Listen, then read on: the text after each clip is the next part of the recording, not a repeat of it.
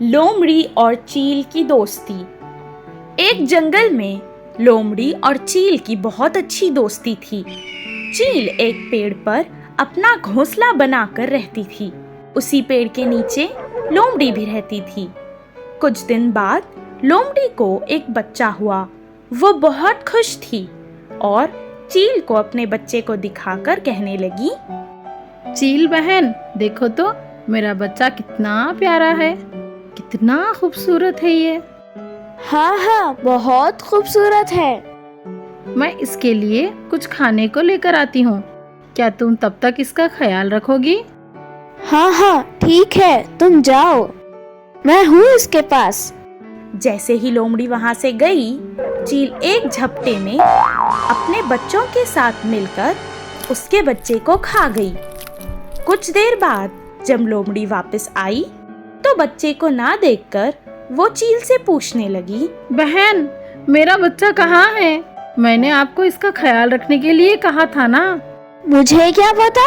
लोमड़ी को समझ आ गया था कि इसी चील ने उसके बच्चे को खा लिया है, पर वो उसके बारे में कुछ नहीं कर सकती थी और वो चुपचाप रोने लगी।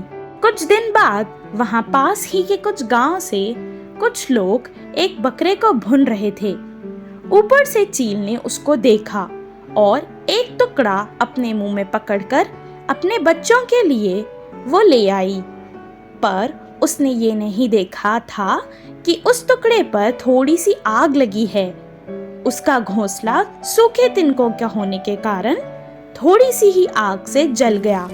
बहुत कोशिश करने पर भी वो कुछ ना कर पाई। बच्चे जो अभी उड़ भी नहीं सकते थे, नीचे गिर गए। जैसे ही लोमड़ी ने उनको देखा, उसने तुरंत उनको खा लिया। अपने आंखों के सामने अपने बच्चे को मरता देखकर चील रोने लगी और अफसोस करने लगी। अगर उस दिन मैंने उसके बच्चे को नहीं खाया होता तो आज मेरे बच्चों को भी वो नहीं खाती और वो बच जाते। माँ बतख की चतुरता। एक जंगल के नदी में माँ बतख अपने बच्चों के साथ मिलकर रहती थी। ये सब नदी में आराम से घूमकर उनके लिए पर्याप्त भोजन को समेटकर खुशी से रहते थे।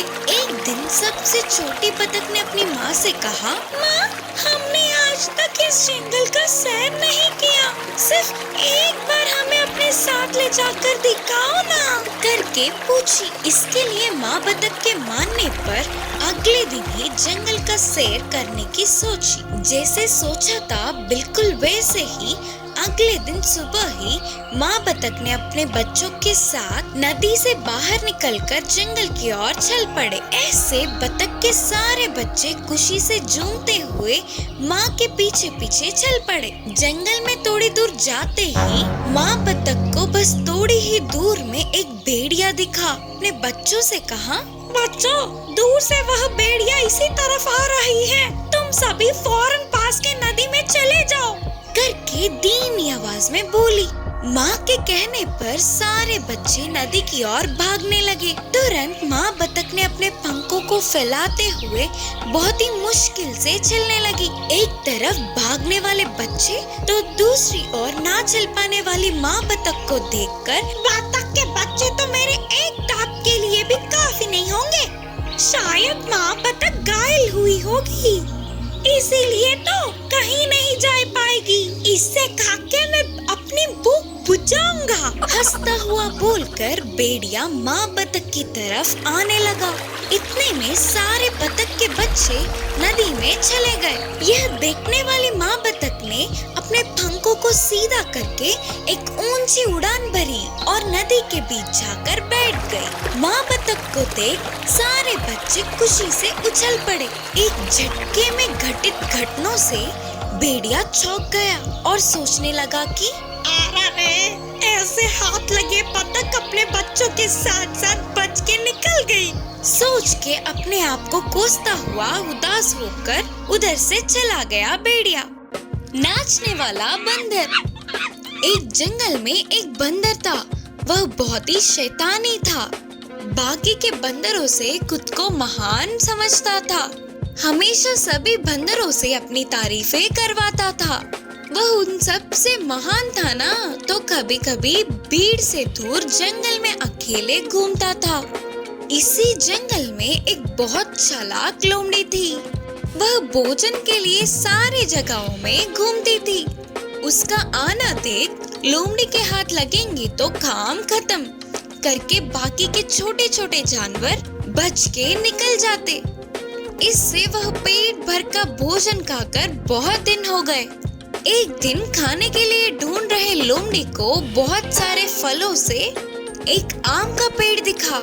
उन आमों को देखते ही उसे खाने की इच्छा जागी। इस पेड़ के आम बहुत स्वादिष्ट होते हैं करके सबके मुंह से सुना था। आज किसी भी तरह इन्हें खाकर मेरी भूख को बुझाना ही होगा करके सोची लोमड़ी।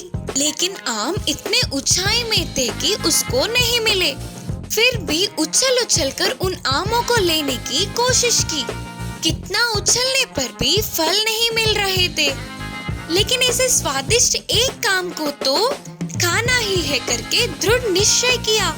ऐसे बार बार कोशिश करती रही।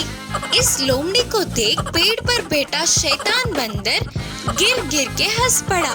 उस बंदर को देखते ही लोमड़ी को एक चाल सूझी। ओ मेरे सुंदर सा प्यारा सा बंदर दोस्त, तुम्हें ना देखने वाले इन हाके किस बात की, और तुम्हारी तारीफें ना करे तो ये मुंह किस काम का। बोलते हुए शुरू किया। पहले से ही तारीफों से फूलने वाला बंदर लोमड़ी की बातों से और उभर गया। तुम्हारे चलने से ही मोर नाचना सीखेगी। तुम चलने से अच्छा उस पेड़ पे नाचोगे तो उसकी सुंदरता एक अलग ही बात होगी। मुझे तुम्हें पेड़ पर नाचते हुए देखना है करके लोमड़ी के बोलते ही वह बंदर खुशी से उस पेड़ पे इधर उधर उछलने लगा। इससे बहुत सारे आम नीचे गिरे। लोमड़ी की खुशी का ठिकाना ही न रहा। उन सारे फलों को टोकरी में डालकर बोली, अरे ओ टेढ़ी बंदर, तेरी पागल को देख नहीं पा रहे हैं, बस कर अभी। बोलते हुए और चार बातें सुनाकर उस फलों के टोकरी को लेकर उधर से झट से भाग गई लोमड़ी। अचानक घटित इस घटने से शैतान बंदर चौंक गया। इस कहानी की शिक्षा है कि तारीफों से उभरना नहीं। मेंढक के शक्ति और सामर्थ्य की कहानी। एक जंगल में एक खरगोश था। वह बहुत ही होशियार था। उसके रहने वाले जगह के पास ही एक तालाब था। उस तालाब में एक मेंढक रहता था। वह हमेशा बहुत ही भयभीत होता था। उससे होने वाले काम भी हिम्मत से नहीं कर पाता था। खरगोश और मेंढक अच्छे दोस्त थे। हर रोज मिलकर गपशप किए बिना उनके दिन का गुजारा ही नहीं होता था। वे दोनों जंगल में मजे से घूमते हैं। तेरे साथ समय गुजारने से खुशी मिलता है दोस्त करके बोला मेंढक। हाँ हाँ सही कहा। तेरे आने से मुझे समय का पता ही नहीं चलता बोलकर खरगोश ने जवाब दिया। ऐसे दिन बीतते गए। एक दिन दोस्त के पास जा रहे मेंढक अचानक रास्ते के गड्ढे में गिर गया। इससे वह बहुत डर गया। बचाओ बचाओ, कोई है, बचाओ। बोलते हुए जोर से चिल्लाया। उसी समय में उसका दोस्त का आना देर होने पर खरगोश तालाब के पास चल पड़ा। बचाओ बचाओ बचाओ। रास्ते के बीच उन आवाजों को सुनकर गड्ढे के पास जाकर देखी तो खरगोश को उस गड्ढे के अंदर गिरा हुआ मेंढक दिखा। वह ऊपर की तरफ उछल तो रहा था पर गड्ढे से बाहर नहीं निकल पा रहा था। दोस्त अच्छे से कोशिश करना बाहर निकलने के लिए।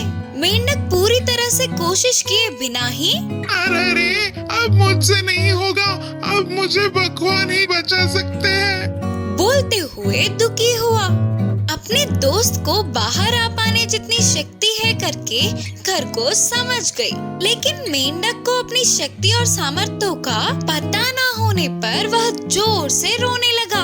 तुरंत खरगोश ने होशियारी से एक रस्सी के टुकड़े को गड्ढे में फेंका। उधर देखो, सांप आया, सांप तुझे खा जाएगा करके जोर से चिल्लाया। उस समय वह सांप है या रस्सी देखे बिना ही मेंढक बाप रे बाप, सांप! बोलकर चिल्लाते हुए एक छलांग मारकर ऊपर आ गया। दोस्त, तुझे तेरी शक्ति का पता ना होने से बाहर नहीं निकल पाया। सच्चाई ये है कि वह सांप नहीं था बल्कि रस्सी थी। देखना, बोलते हुए खरगोश ने गड्ढे में दिखाया। अपनी शक्ति सामर्थ्यों को समझने वाला मेंढक बिना डरे हंसने लगा। तब से जहाँ भी मौका मिले वहाँ अपनी शक्ति सामर्थ्यों का प्रयोग करने लगा मेंढक। इस कहानी की शिक्षा है कि कभी भी हमारे शक्ति सामर्थ्यों को कम नहीं समझना चाहिए।